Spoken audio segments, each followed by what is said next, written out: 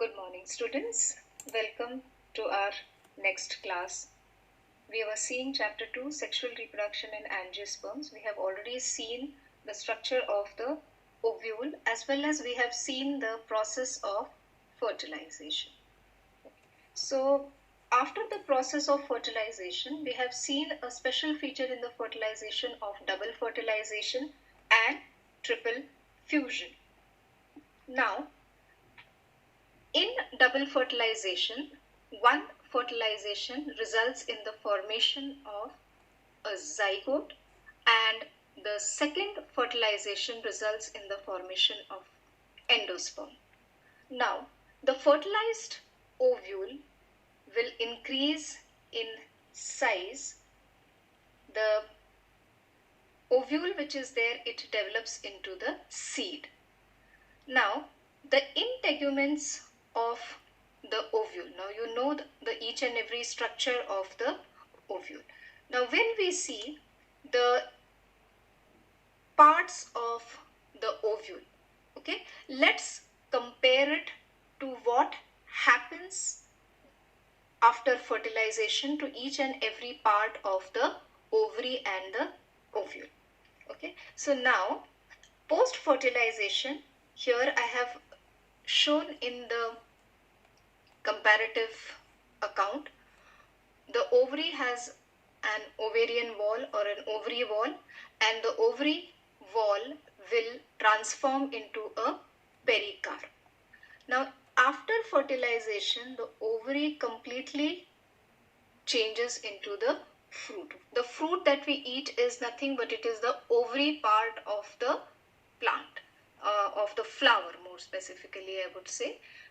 That is the carpel, ovary part of the carpel. Now the wall of the ovary will transform into the outermost covering of the fruit which is called the pericarp. And the ovule, as you know, forms the seed because it encloses the embryo, the future new plant in the ovule.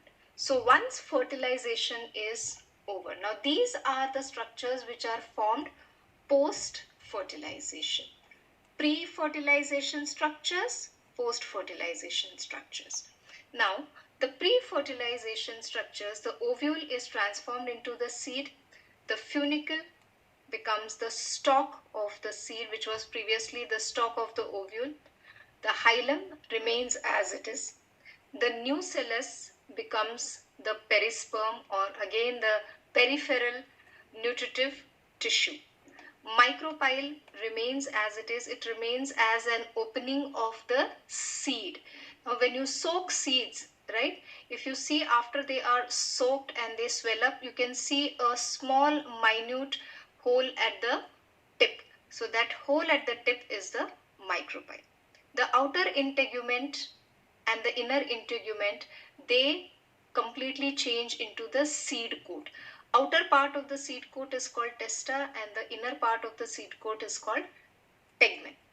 Then we have the embryo sac.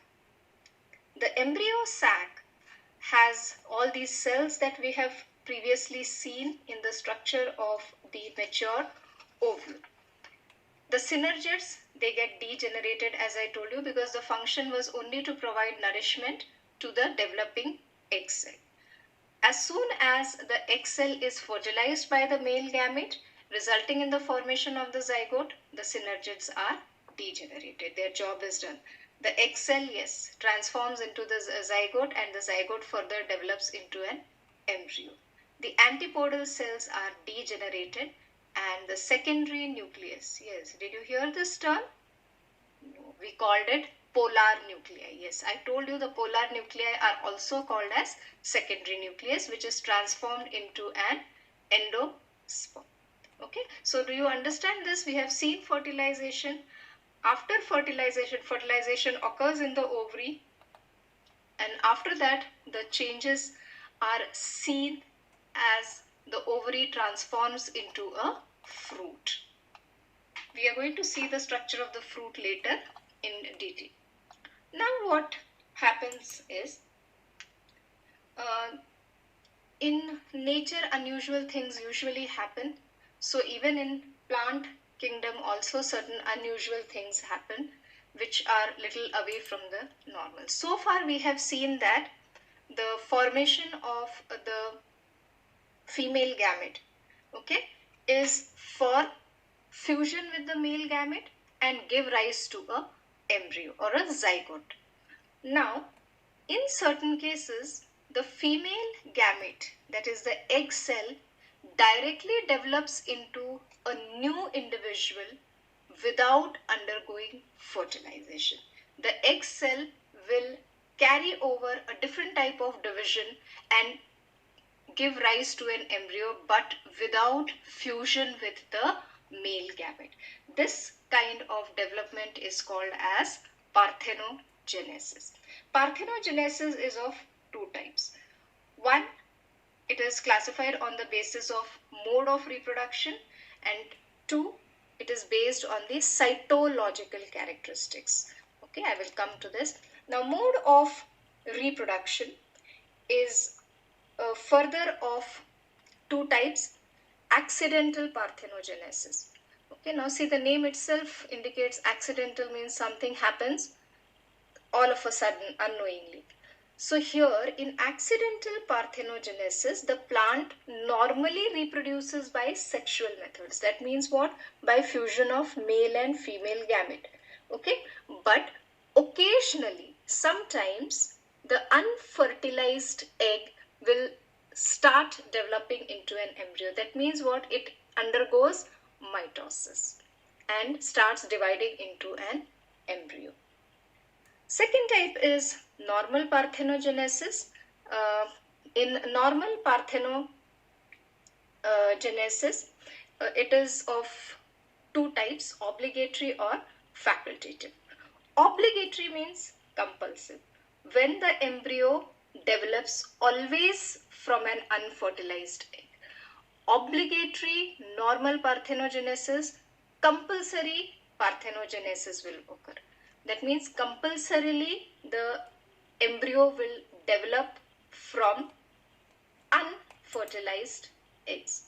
Now, in case of facultative means could be both. That is, the embryo can develop from unfertilized or fertilized both. That means there are chances of having both types of formation of embryo.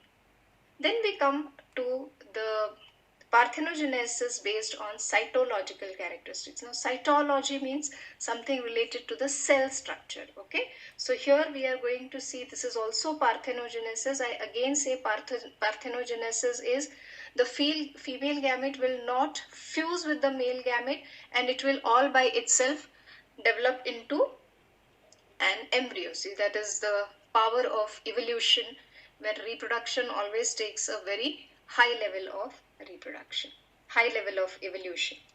Okay. So now, based on cytological characteristics, that means the cellular characteristics of the egg or the female gamete.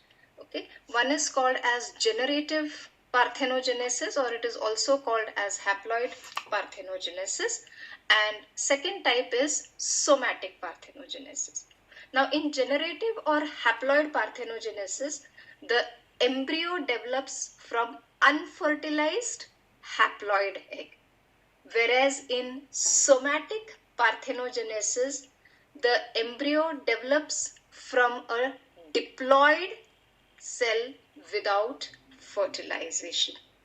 Now, it's very, most of the cases it is seen as a diploid egg, but I would not call an egg a diploid because an egg cannot be diploid, it does not remain an egg anymore.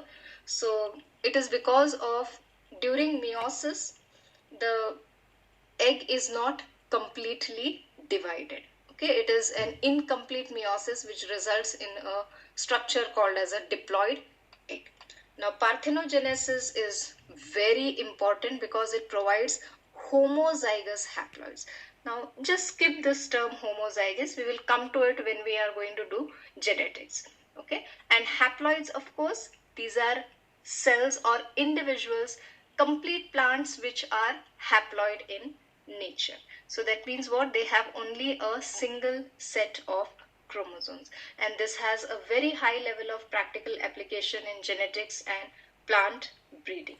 Okay, so there are many chemical treatments which can be given to the cells, and their development can be induced parthenogenically. So induced parthenogeny it is called, so where external agents are used to induce parthenogenesis. So this is a very you can say practical method, because anytime you can have a development of a new individual. If it is sexual reproduction, normal natural sexual reproduction, it has to occur at certain time only. Now we go to the next unusual feature. Right now I hope you're getting, I'm again coming back, we are seeing after fertilization what happens, post fertilization events. We have seen that female gamete is formed, fertilized, forms the zygote and the embryo, but there could be a condition where the female gamete will not fuse and begin development. Now we come to a second kind of unusual development where fruits are formed without fertilization. So fertilization usually has a stimulating effect on a complete flower, especially on the ovule, because fertilization occurs in the ovule, important structures are embedded in the ovule. Now after fertilization, the ovary develops into the fruit and the ovules develop into the seeds. But in some plants, normal fruit development can occur even without fertilization. So such fruits are called as parthenocarpic fruits. Carpus means a fruit. Examples are very common: banana, citrus, grapes, pineapple. Now remember one thing, have you ever seen seeds of these fruits while you have consumed them?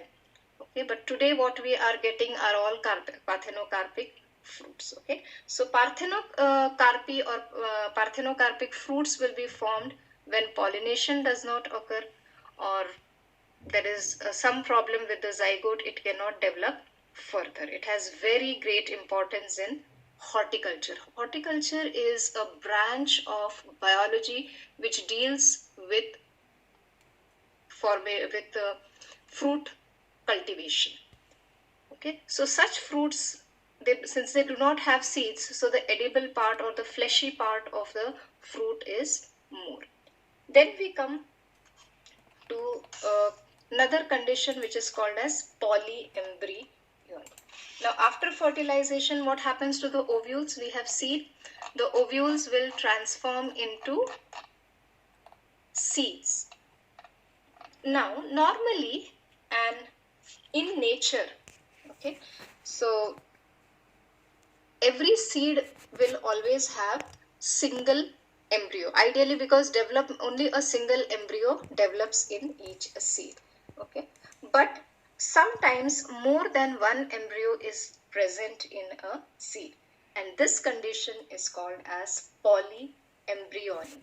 So in nature there could be many plants which will have more than one embryo, but development only takes place of the single embryo. But in very exclusive cases, okay, you can see polyembryony. But now when hybridization is there, new plant breeding techniques are there, polyembryony is induced, so that from a single seed you can get more number of plants. A very important it has a lot of significance in plant breeding, horticulture especially. Now they are like when the embryo develops from any other part, okay, so it has no diseases, it does not carry the parental diseases, okay, so they are disease free. Then we have the next case that is called as apomixis. Okay, now again, now here fertilization does not occur at all. Okay, so but still seeds are produced. So seeds are actually end products of fertilization, but there are a few flowering plants that have evolved this exclusive mechanism to produce seeds without fertilization. That is called as apomixis. The term for forming the seed or the zygote with fertilization is also called as amphimixis. So these are two opposite terms. Apomixis, formation of seeds without fertilization. Amphimixis, fertilization. Now this apomixis is very important because it does not involve meiosis, because fertilization is not there. Gametes are not produced by the process of meiosis. So if gametes are not there, then the process of segregation of the gametes, recombination and variation does not occur. Okay, so now usually hybrid seeds are produced, but to preserve the hybrid nature of the seeds, this apomictic seeds are produced. They use this property of apomixis. Okay, so this completes your chapter of sexual reproduction in angiosperms. Okay.